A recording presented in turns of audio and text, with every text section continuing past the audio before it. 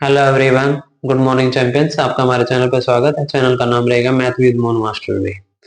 ठीक है, तो हमने वही से एलसीएम के चैप्टर से रिलेटेड क्वेश्चन कर रहे हैं। तो उसी सीरीज से रिलेटेड, उसी चैप्टर से रिलेटेड एक मोस्ट इंपोर्टेंट क्वेश्चन है। वही क्वेश्चन ये रहेगा, यदि दी गई चार संख्याओं में प्रत्येक युग्म का HCF 5 है तथा उन सभी संख्याओं का एलसीएम 23 10 है, तो उन सभी संख्याओं का गुणनफल क्या होगा। वही मोस्ट इंपोर्टेंट लेटेस्ट क्वेश्चन है भाई।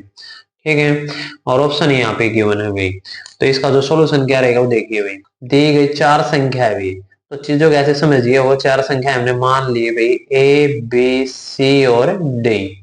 अब इसमें बोला गया प्रत्येक युग्म का, जैसे ए और बी कोई भी एक युग्म ले लिया, बी और सी ले लेंगे या सी और डी ले लेंगे, कोई भी दो। ठीक है, तो युग्म लेंगे तो उसका जो HCF दे रखा है ना वो 5 है भाई। और इन सभी संख्याओं का जो एलसीएम है, सभी संख्याओं का, इसमें युग्म का एलसीएम नहीं, सभी संख्याओं का भी, सभी संख्या का जो एलसीएम है वो 23 10 दे रखा है भाई। हमें इन सभी संख्याओं का गुणनफल ज्ञात करना है, इन सभी संख्याओं की मल्टीप्लाई यानी कि प्रोडक्ट फाइंड करना है। ठीक है, तो ए गुणा बी गुणा सी गुणा डी, ये चीजें हमें फाइंड करनी है भाई। ठीक है, तो अब चीजों को समझिए। इसका जो फॉर्मूला रहेगा, जो शॉर्ट ट्रिक रहेगी, बिल्कुल सिंपल सी है, आपको याद भी रह जाएगी भाई। तो इसमें हमें क्या करना पड़ेगा, HCF की पावर है n-1 मल्टीप्लाई एलसीएम भाई। इसमें हमने HCF और एलसीएम की मल्टीप्लाई करनी। ध्यान ये रखना है कि जो युग्म का जो HCF दे रखा है ना उसकी पावर n-1 करना है। n यहाँ पे क्या है, n यहाँ पे है नंबर ऑफ टर्म्स भी, यानी जो संख्याएं है भाई। जैसे यहाँ पे दे रखा है चार संख्याएं, तो यहाँ पे n की वैल्यू 4 हो जाएगी। ठीक है, अब इनकी वैल्यू रख देते हैं यहाँ पे भी। ठीक है, तो n की जो वैल्यू रहेगी यहाँ पे 4 रहेगी। तो HCF यहाँ पे दे रखा है 5 और n की वैल्यू है 4। 4 माइनस 1 और गुणा में एलसीएम, और एलसीएम की वैल्यू दे रखी है 23 10 भी। यहाँ से अब हम इसकी कैलकुलेशन कर लेंगे। 5 की पावर आएगा 3 और गुणा में है रहेगा 23 10। 5 की पावर 3 है, 5 की 3 बार मल्टीप्लाई करेंगे तो 125 और गुणा में है ये 23 10। अब 23 10 के 125 की नॉर्मल मल्टीप्लाई कर लियो भाई, तो ये आ जाएगी 288750 भाई। तो ये इसका फाइनल आंसर आ जाएगा भाई। ठीक है, तो चीजों को आराम से समझ लेना भी, कोई दिक्कत नहीं। कितनी भी संख्या दे रखी हो, अगर उनका प्रत्येक युग्म का HCF दे रखा है और उन सभी संख्या का एलसीएम दे रखा है, उन सभी की गुणा ज्ञात करने, तो उसका तरीका ये रहेगा भाई। ठीक है, तो ये सिंपल सा प्रोसेस है, इसको आप आराम से कर सकते हो। तो ये फॉर्मूला अपना याद कर लेना भाई। एक दो बार प्रैक्टिस करोगे आराम से ध्यान आ जाएगा। ए गुणा बी गुणा सी डी आपको याद करने दीजिए। तो हमने कोई भी चार संख्याओं के नाम दिए हैं। ठीक है, यहाँ पे लिख सकते हो चार संख्याओं गुणनफल 5 है, तो 5 संख्या कुछ भी संख्या हो चाहिए, अन संख्याओं गुणनफल हो गया क्योंकि n में दे रखा है। समझ में आ गई बात। ये फॉर्मूला रहेगा अन संख्याओं का गुणनफल। अगर आप इसको याद करना चाहो तो यहाँ पे रहेगा n संख्याओं का, ठीक है, n संख्याओं का गुणनफल। ठीक है, n संख्याओं का जो गुणनफल रहेगा उसका फॉर्मूला रहेगा HCF की पावर है n-1 मल्टीप्लाई एलसीएम। ये फॉर्मूला रहेगा भाई। इस फॉर्मूले को आप आराम से एक दो बार ध्यान से देख लेना। ठीक है, इस तरह आप इसे प्रैक्टिस कर लेना, आराम से आपको समझ में आ जाएगा। ठीक है, मोस्ट इंपोर्टेंट क्वेश्चन है, मोस्ट इंपोर्टेंट टाइप है भाई। अगर हम ऑप्शन की बात करेंगे तो इसका ऑप्शन ए इसका राइट आंसर रहेगा भाई। Option A is right answer. Okay, तो अगर आपको वीडियो अच्छी लगती है तो इसको लाइक और शेयर कर देना भाई। दो संख्याओं का योग 216 है, यदि उनका HCF 27 हो तो वे संख्या क्या होगी भाई। ऑप्शन यहाँ पे गिवन है कि 108 होगा, 81 189 होगी, पहली संख्या 154, दूसरी 162 और पहली संख्या 27 और दूसरी 189। ये ऑप्शन यहाँ पे गिवन है भाई। दो संख्याओं का योग 216 भाई, इंपॉर्टेंट क्वेश्चन है भाई।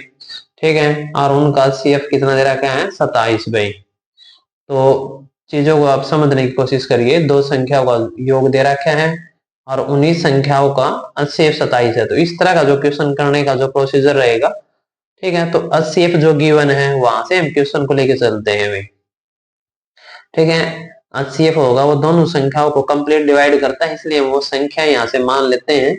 तो लेट है वो संख्या हमने मान ली, पहली संख्या 27 x मान ली और दूसरी संख्या हमने 27 y मान ली भाई। क्योंकि जो 27 जो HCF है वो उन्हीं संख्याओं का फैक्टर होगा वही, ठीक है, उन्हीं में से कॉमन लेके तो HCF बना गया है। तो अब उन दोनों संख्याओं का योग 216 है।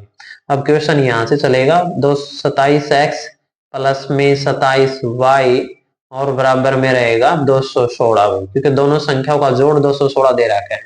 यहाँ से 27 कॉमन आ जाएगा भाई, ये तो x प्लस वाई और ये जो 27 कॉमन है ये इधर आके इसको डिवाइड कर देगा भाई ये, ठीक है।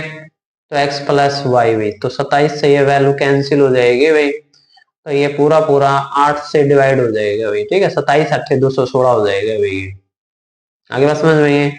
तो x प्लस वाई की जो वैल्यू आ गई वो 8 आ गई भाई, और x और y, ठीक है, 27 के साथ है फैक्टर बनेंगे, इनके साथ जो भी मल्टीप्लाई फैक्टर होगा इनके साथ मल्टीप्लाई कर देंगे।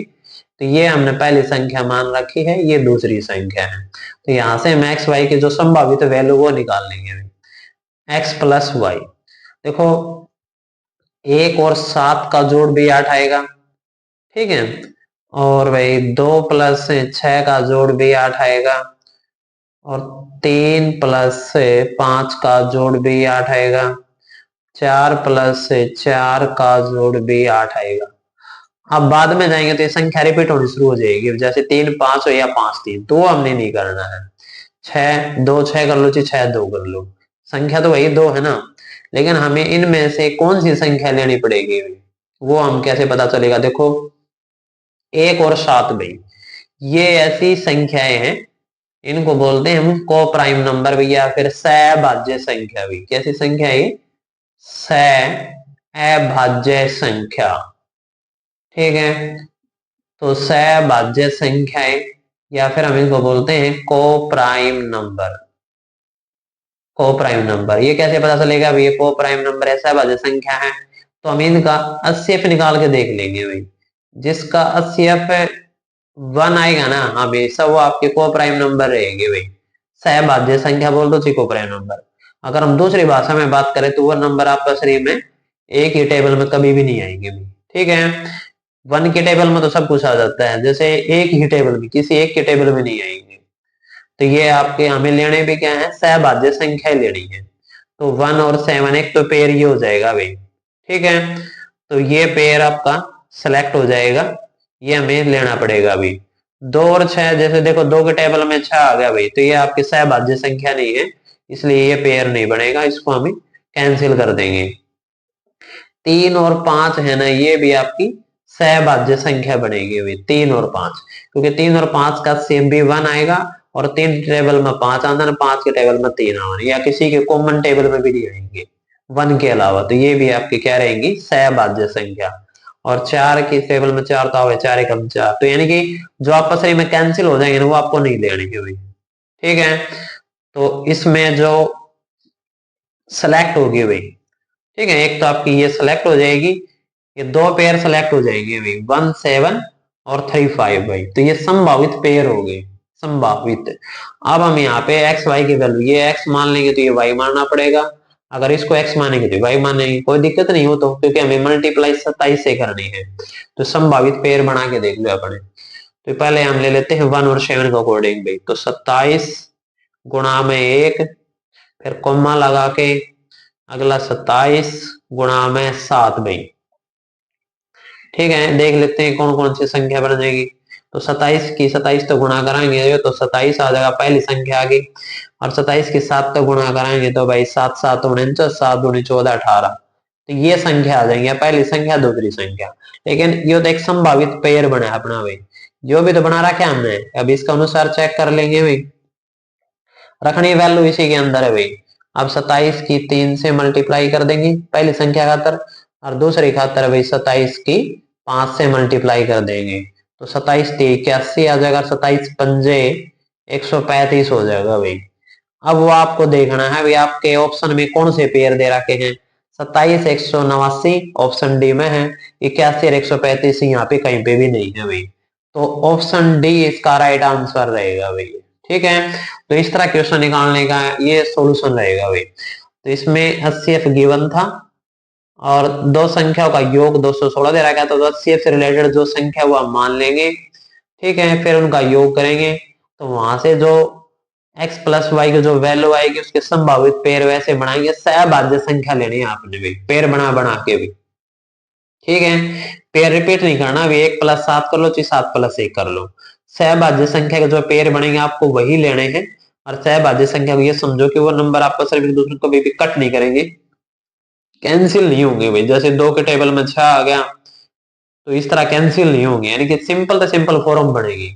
सिंपलेस्ट फॉर्म बोले भाई, जिस तरह आप नु लगा लो 1/7 लिख के देख लियो, आपस में को नहीं कटना है तो यो बन जाएगा आपका भी सहभाज्य संख्या। जिस तरह 2/6 लिख के देख लियो भाई, यो कटा है तो 1/3 आ गया। जैसे कोई संख्या कट जाएगी तो वह आपकी सहभाज्य संख्या नहीं बनेगी। कटना का बाद बिल्कुल जो फाइनल आंसर है वह सहभाज्य संख्या आ।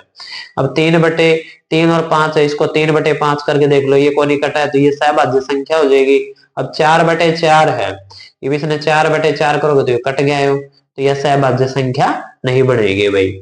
जो नहीं कटेंगे ना वही आपकी सहभाज्य संख्या बनेगी। तो ये पेयर लेने का प्रोसीजर ये रहेगा। जोड़ बड़ा आपको समझ में आ गया। x प्लस वाई बराबर 8 है तो उनका जोड़ 8 कर लियो। यहाँ पे 5 होता तो 5 कर लें, जिस तरह 1 प्लस में 4, 2 प्लस में 2, ऐसे कर करके हम कर सकते हैं। ठीक है, तो अगर आपको वीडियो अच्छे लगते तो इसको लाइक और शेयर भी कर देना भी। तो मन करके पढ़ते रहना। जय हिंद, जय भारत भाई।